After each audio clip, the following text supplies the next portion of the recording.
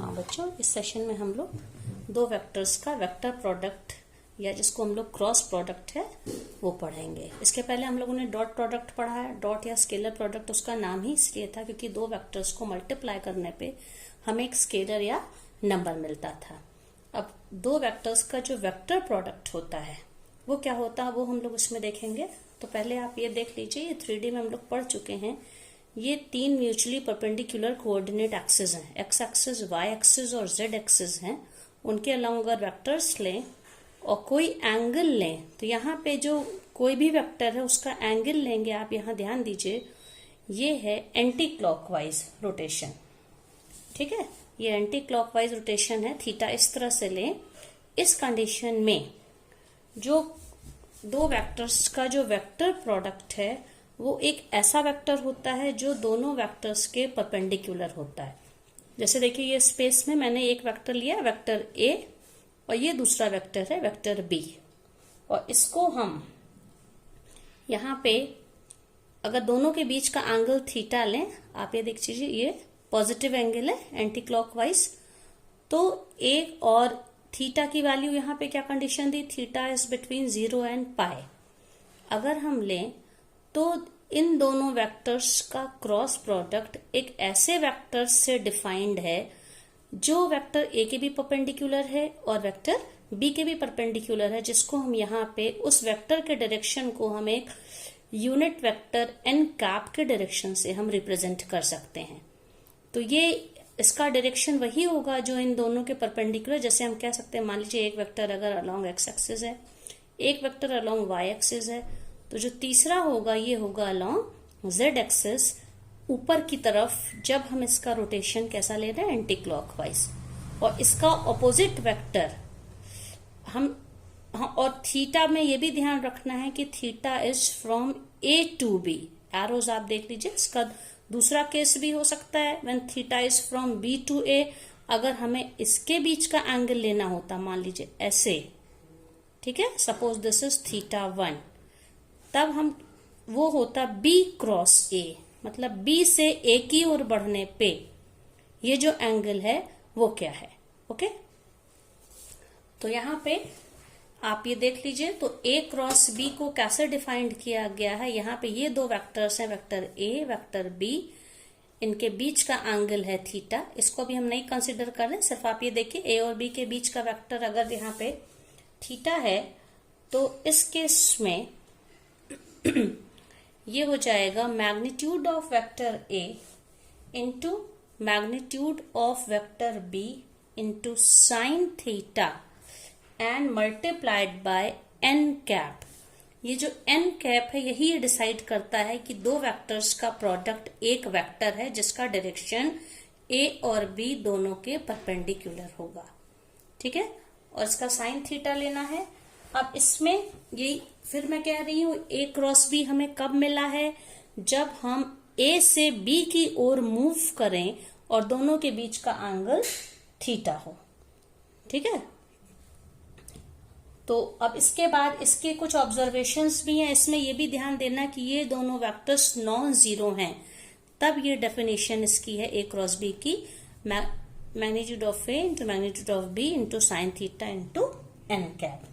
तो इसमें हमें कई ऑब्जर्वेशंस मिलते हैं, जिसमें पहला है, सबसे बड़ी बात तो ये है कि ए क्रॉस बी एक is a vector, it is always a vector quantity.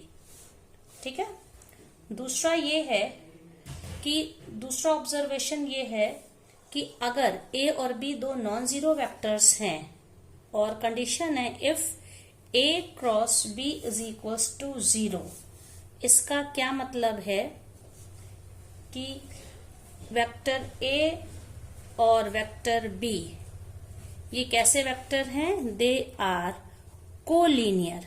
Collinear का क्या मतलब होता है, जिसको हम हिंदी में कहते हैं संरेख।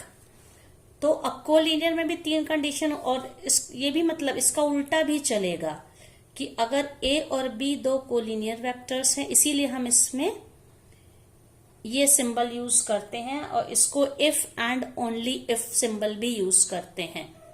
ठीक है, मतलब if this is true then this is true and if this is true then this must be true, कि अगर दो वेक्टर्स का क्रॉस प्रोडक्ट 0 है इसका मतलब दोनों वेक्टर्स कोलिनियर हैं, और अगर स्पेस में कोई भी दो वेक्टर कोलिनियर हैं तो उनका क्रॉस प्रोडक्ट जीरो है, condition that A and B are non zero vectors. दोनों में से कोई जीरो वेक्टर नहीं होना चाहिए।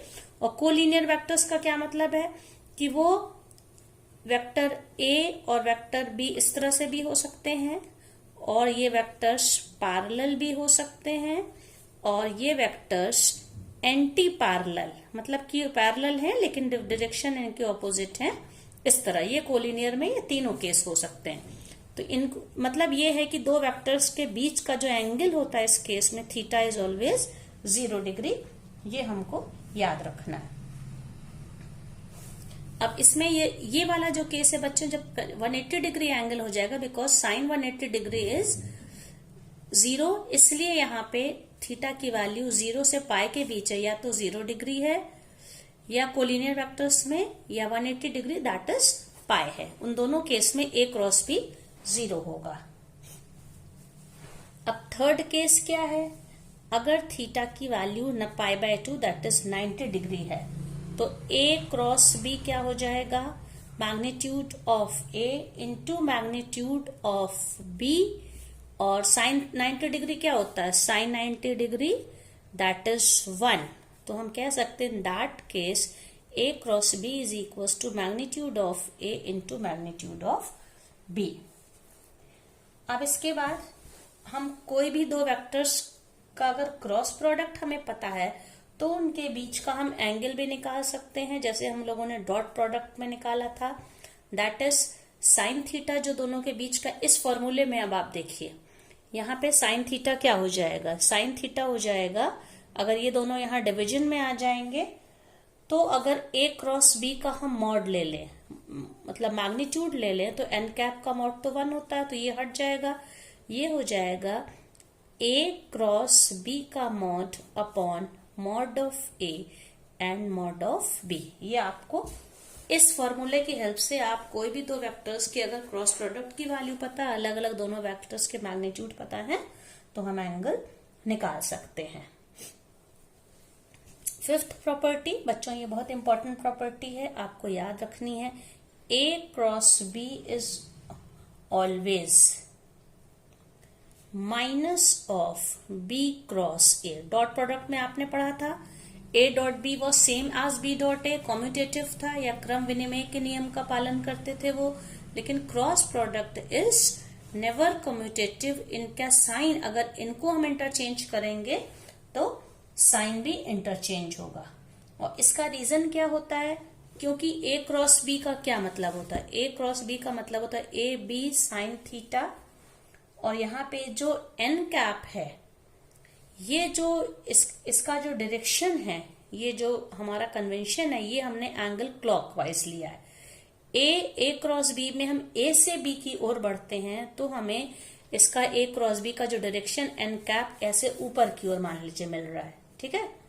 और इसी को अगर हम बी क्रॉस ए के लिए लिखें तो क्या हो जाएगा, देखिए जैसे ये वेक्टर है, ये वेक्टर बी है, और ये वेक्टर मान लीजिए ए है, ठीक है। तो साइन हमारा क्या इसमें ये है, इस तरह से बी क्रॉस ए में बी से ए की ओर बढ़ने पे ये एंगल होगा। तो अब ये एंगल देखिए क्लॉकवाइज हो गया, यहाँ पे एंगल क्या था, एंटी क्लॉकवाइज था, तो इन दोनों के परपेंडिकुलर वेक्टर ऊपर की ओर था।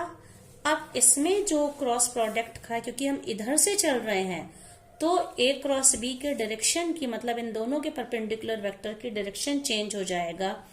अब वो नीचे की ओर हो जाएगा, जिसको हम एन कैप N1 कैप कह सकते हैं।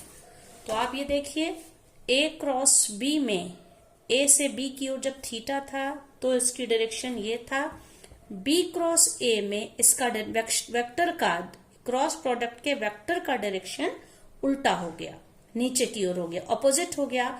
तो इस वेक्टर का डायरेक्शन उलट गया, मतलब कि ये इस ए क्रॉस बी के इस वेक्टर का ये वेक्टर नेगेटिव वेक्टर है, इसीलिए हम कहते हैं A cross B is equal to minus of B cross